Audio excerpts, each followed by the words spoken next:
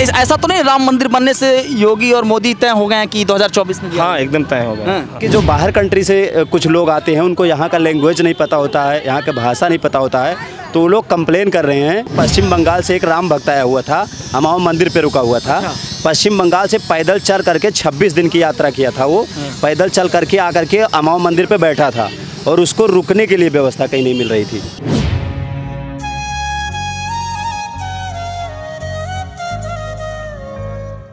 अयोध्या के सरयू घाट पर मौजूद है और हमारे साथ कुछ युवा हैं, जरा इनसे बात कर लेते हैं। क्या नाम है आपका? मुकेश चौधरी। मुकेश जी, कहाँ से आए? यहीं से आए हैं? बस्ती से। बस्ती से। एक बात बताइए, कितनी 22 तारीख को लेकर कितनी उत्सुकता है लोगों में? बहुत बहुत ज़्यादा जागरूकता। ये मोदी जी के हाथों प्राण प्रतिष्ठा हो रही है, तो इस पे कुछ कहना चाहेंगे? हाँ, कहेंगे मोदी जी के हाथों से अयोध्या का विकास बहुत हुआ। अयोध्या का विकास हुआ? हाँ, बहुत हुआ। योगी जी के हाथों से? उनके भी हाथों से उनके भी हाथों से बहुत विकास हुआ है। तो योगी और मोदी को लेकर क्या कहना चाहेंगे? कुछ चीज़ें आपके अंदर हैं? जी जी, योगी और मोदी रहेंगे तो विकास होगा। आने वाले 2024 के चुनाव में योगी मोदी आने का पूरा योगी मोदी।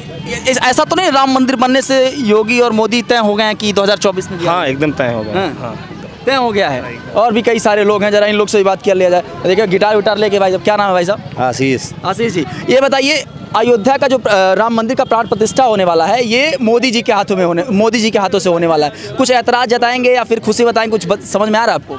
नहीं, खुशी तो सब लोगों को है, क्योंकि पूरी अयोध्या जिस तरह से विकास कर रही है, इसमें माननीय मुख्यमंत्री जी और प्रधानमंत्री जी का बहुत ज़्यादा जो है इस समय सपोर्ट है। क्योंकि अयोध्या नगरी जितना विकास पे आई है, इस तरह से पहले नहीं थी, और इस समय जो डेवलप हो रही है, तो ये पूरा श्रेय उन्हीं को जा रहा है दोस्तों। लेकिन हम यही बताना चाहेंगे कि जो हमारे बाहर से आने वाले राम भक्त हैं, कुछ राम भक्तों को बहुत ज़्यादा परेशानियां हो रही हैं यहाँ पे आ करके।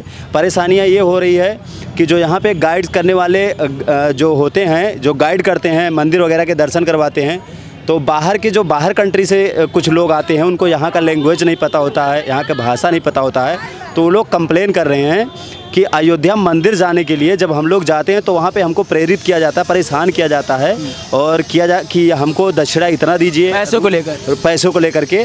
तो इन सब पे थोड़ा फोकस करना चाहिए कि जो हमारी अयोध्या विकसित क्षेत्र है, जहाँ पे प्रभु श्री राम ने अवतार लिया, जहाँ पे जन्म लिया। तो आपका कहने का मतलब ये है कि एक अलग टीम प्रशासन की होनी चाहिए जो बाहर से आए लोगों को गाइड करे? जी, गाइड करे। और ये भी चीज़ मैं देख रहा हूँ कि जो कुछ हमारे राम भक्त पैदल चल करके, जैसे अभी एक हमारे जो पश्चिम बंगाल से एक राम भक्त आया हुआ था, अमाओ मंदिर पे रुका हुआ था।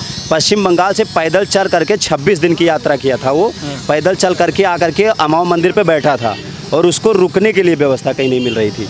रुकने के लिए व्यवस्था नहीं मिल रही? रुकने के लिए 10-15 दिन पहले, प्राण प्रतिष्ठा से 10-15 दिन पहले नहीं, अभी ये परसों की बात हो, परसों पहुंचा है यहाँ पे।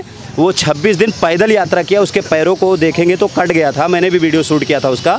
पैर वगैरह उसका कट गया था और बहुत ज़्यादा उसको परेशानी थी। वो बता रहा था कि अभी मुझे रुकने के लिए दिक्कत है यहाँ पे, और मैं यहाँ पे प्राण प्रतिष्ठा तक रुकना चाहता हूँ।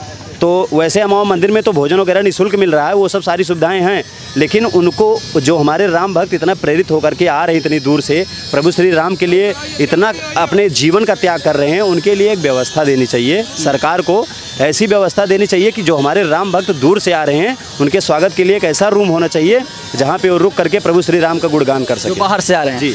तो क्या नाम है आपका? आशीष कुमार पांडे। आशीष कुमार पांडे यहीं के रहने वाले हैं? जी जी बिल्कुल। आशीष कुमार पांडे जी हमारे साथ थे और ये सब बहुत अच्छी बात इन्होंने बताई कि जो बाहर से लोग आ रहे हैं उनके लिए एक खास जो है वो तैयारियां नहीं हो पा रही है, जैसे वो भटक रहे हैं इधर उधर। और अभी इन्होंने एक व्यक्ति का उदाहरण भी दिया जो पश्चिम बंगाल से आया, 26 दिन से चल के पैदल यात्रा के दौरान आया, उसके पैरों में छाले पड़ गए थे और बावजूद इसके उसको कहीं पर रहने के लिए एक बेहतर सुविधा जो है मुहैया नहीं हो पा रही थी। तो आशीष कुमार पांडे जी हमारे साथ थे और इनका कहना है कि सीधे तौर पे कि प्रशासन की एक ऐसी टीम सरकार को मुहैया करानी चाहिए थी जिससे जो बाहर के लोग आ रहे हैं वो कम से कम उनके लिए सुविधा हो सके। कहें कि हो सकता है कि बैरियर लैंग्वेज का हो सकता है बैरियर किसी रहन सहन का हो, खाने का हो, रहने का हो, अलग अलग बैरियर हो सकता है, उनके अड़चन आए उन जब ये यात्रा कर रहे हो, तो उसके लिए इन्होंने बहुत अच्छी बात कही। और मुझे ऐसा लगता है कि अगर इस तरीके की व्यवस्थाएं हो जाएं तो बाहर से जो लोग आएंगे उनके लिए थोड़ा सुविधाजनक स्थिति हो पाएगी।